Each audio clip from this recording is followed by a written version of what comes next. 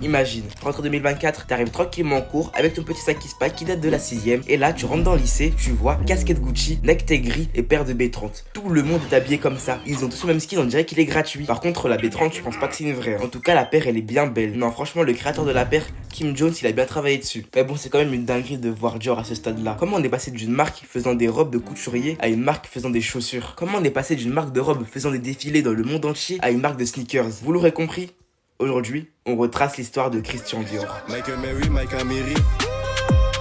Je déboule en Christian Dior, c'est gore. Christian est né à Granville en Normandie, Granville, surnommé le Monaco du Nord. Alors bon, je sais pas si les gens qui ont dit ça, ils sont déjà allés, hein. Parce que moi, oui.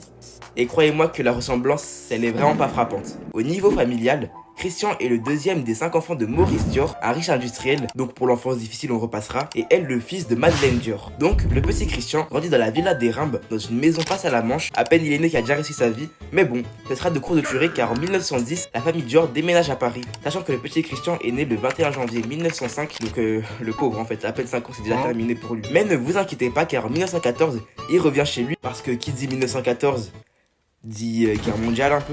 Mais bon, une fois la guerre terminée, il retourne à la capitale et en 1923, Christian s'inscrit à l'école libre des sciences politiques, malheureusement au détriment de sa volonté car Christian, dans son cœur, c'est un artiste. Qu'est-ce qu'il en a à faire de la politique? Lui, il voulait faire les beaux-arts. Mais le padré, il était pas du même avis, hein. Maurice était pas d'accord. Donc bon, 3 ans plus tard, il quitte l'école sans diplôme. Mais pendant ses études, il rencontre des artistes tels que Max Jacob et Jean Cocteau. 1928, Christian, sous le financement de son père qui malheureusement refuse d'associer son nom Dior au projet, ouvre une galerie d'art avec son ami Jacques Bonjean, puis une autre en 1931 avec Pierre Colle en mode scotch. Notre ambition était d'y exposer autour de grands maîtres que nous admirions le plus, Picasso, Braque, Matisse, Dufy, les peintres que nous connaissions personnellement et estimions déjà beaucoup, Christian Bérard, Salvador Dali, Max Jacob, les frères Berman. C'est la première fois qu'apparaît en France la persistance de la mémoire de Salvador Dali. Chapeau. 1933, une exposition sur le surréalisme est organisée avec des œuvres de Picasso, Salvador Dali, Jean Arp, Juan Miro, Paul Éluard, Marcel Duchamp, Max Ernest. En gros, ça a ramené les Avengers du surréalisme. Au moment où l'on pourrait croire que Cricri est sur la pente ascendante et qu'il est en train de réaliser de grandes choses, malheureusement, son frère cadet tombe malade, sa mère décède, son père, suite à la Grande Dépression et de mauvaises spéculations boursières, finit ruiné, l'usine est cédée et la villa est vendue à la ville. Ma vie, mon style, doivent presque tout à sa situation et à son architecture, en parlant de cette villa. Par suite logique, 1 an plus tard, après son apogée, la galerie ferme. Durant cette période, Christian a dû se séparer de nombreux de ses tableaux à des prix aberrants. Que n'ai-je pu conserver ce stock de toiles maintenant inestimable et que ma famille tenait alors pour sans valeur, dit-il humoristiquement. Pendant 10 ans, rien. Bon, j'avoue, j'abuse. Notre Christian, en 1935, à 30 ans, et sous l'influence de ses amis, commence à vendre quelques dessins de robes et de chapeaux chez Claude Saint-Cyr. Durant cette période, il a pu compter sur la vente de quelques tableaux qui lui restent et ses amis afin d'avoir de quoi vivre. Mais bon, vous connaissez, il a un truc en plus en fait. Et du coup, il finit par être embauché par le Figaro. Et stop!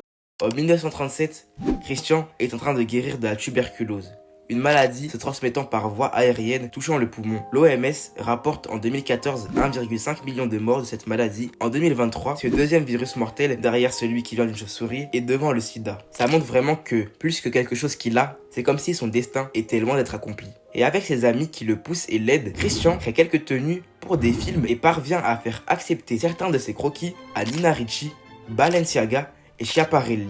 En 1938, Christian est engagé par le grand couturier Robert Piguet, le prince de la mode, et dès le début, paf!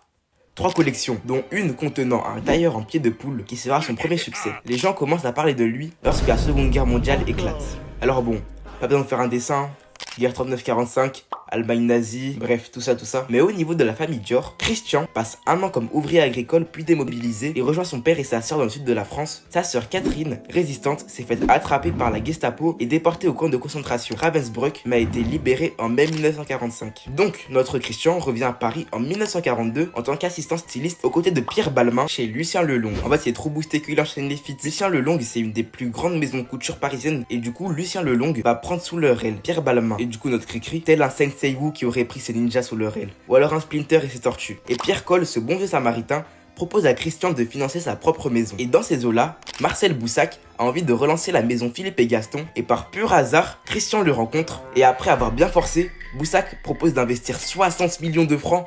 Bon, actuellement, ça serait plutôt 15 millions d'euros. Mais quand même, si quelqu'un veut investir autant sur ma chaîne, let's go. Notre écrit, superstitieux, demande de voir une voyante, et même elle lui dit « Acceptez, acceptez, vous devez créer la maison Christian Dior.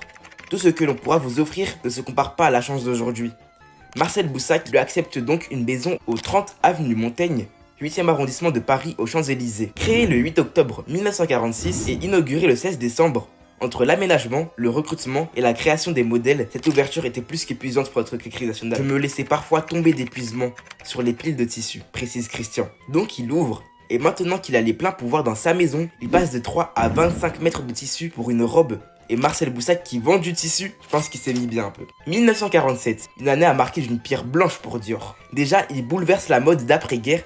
Avec son premier défilé, il a créé son propre équipage tel Luffy rempli de personnes performantes prêtes à tout casser. Direct, le succès arrive pour notre Christian, avec les fameuses lignes Corolle et En 8, surnommé le New Look. Dites-vous, juste après la guerre, avec les vieux outfits qu'il devait porter à l'époque, il révolutionne la haute couture en remettant la féminité et l'élégance de la femme au premier plan, taille cintrée, poitrine haute et ronde, épaules étroites, jambes couvertes à 40 cm au-dessus du sol. Il redonne à la couture sa part de rêve et de désir. Il construit ses robes comme un architecte. Après une période d'insécurité et d'angoisse, il arrive à remettre le luxe au devant de la scène. Mais vous imaginez bien que après la guerre, les Français ils ont plus d'argent. Christian, pour contrer la pauvreté, utilise de beaux matériaux de riches. Nous sortions à peine d'une époque démunie, parcimonieuse, obsédée par les tickets et les points textiles. Mon rêve prenait donc naturellement la forme d'une réaction contre cette pauvreté. 1954. Christian Dior, âgé de 49 ans, c'est plus notre écrit, hein, il a grandi. Nous pond la ligne H qui surprend tout le monde. Et attention au H, faut pas confondre avec le H qui était, La taille a presque disparu et les courbes sont bien diluées, ça ressemble plus à une esthétique de 1920. Mais attention, là on va trop vite. Revenons un peu dans le passé. Avant la marque Dior, Serge Effler-Louis, qui a dirigé les parfums Coty, propose à Christian Dior de créer sa propre société de parfums. Donc les deux, plus Marcel Boussac, fondent la société des parfums Christian Dior. Le premier parfum s'appelle Miss Dior, en hommage à sa sœur Catherine Dior, oui, celle qui a été déportée, un parfum qui va sortir en même temps que le New Look. Pour lui, le parfum est le complément indispensable de la personnalité féminine, c'est le finishing touch d'une robe. Encore dans le passé, toujours en 1947, quelques mois après la sortie du New Look, apparaît Christian Dior New York Incorporation. Cela lui permet d'instaurer une politique de relations publiques. C'est le premier à avoir sorti une politique de communication intégrée dans sa maison de couture. Grâce à Jacques Rouet, son directeur administratif, il institutionnalise la franchise et dépose la marque Dior. Grâce à ça, les journaux lui reversent de l'argent à chaque fois que ça parle de lui. Des royalties en fait. Vous l'aurez compris, Dior devient un empire. Il ouvre des bureaux à travers le monde, il devient couturier pour Ava Gardner, Liz Taylor, Marilyn Monroe et plein d'autres stars.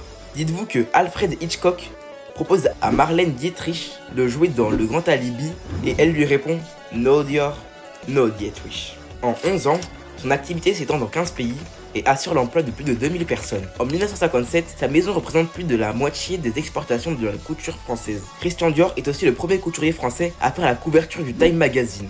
En octobre de la même année, à 52 ans, après avoir présenté sa dernière collection Fuseau, conçue avec son assistant, c'est un petit, je sais pas si vous connaissez, il s'appelle Yves Saint Laurent. Bref, juste après, il est frappé d'une crise cardiaque en Italie. Et s'ensuit la mort de Christian Dior. On est loin du petit bloqué artistiquement par ses parents. D'après les témoignages et journaux intimes, Christian était généreux et très drôle. Mais il souffra d'un grand secret. Petite anecdote, le saviez-vous que Christian Dior était gay? Mais bon, au point où on en est, je pense qu'on s'en fout un peu. C'était l'histoire du plus grand couturier d'après-guerre, Christian Dior. La maison d'enfance en Normandie devient le musée Christian Dior et il laisse un héritage énorme derrière lui. Néanmoins, il est difficile de faire perdurer une marque après le décès de son créateur. Donc, c'est son assistant Yves Saint Laurent, âgé de 21 ans seulement, qui reprend la société entouré de l'équipe de base qui entourait déjà Christian Dior. Il a repris la société tel un découp reprenant le Van for All. Le public, connaissant déjà les noms, est rassuré et la première collection sur laquelle se posent déjà beaucoup d'attentes, ligne trapèze le 30 janvier 1958 et c'est un véritable triomphe. Non franchement il est chaud. La réussite est saluée par Marcel Boussac, aucune maison n'avait survécu à son fondateur. Malheureusement notre crack Yves Saint Laurent fait une dépression et quitte son poste chez Dior.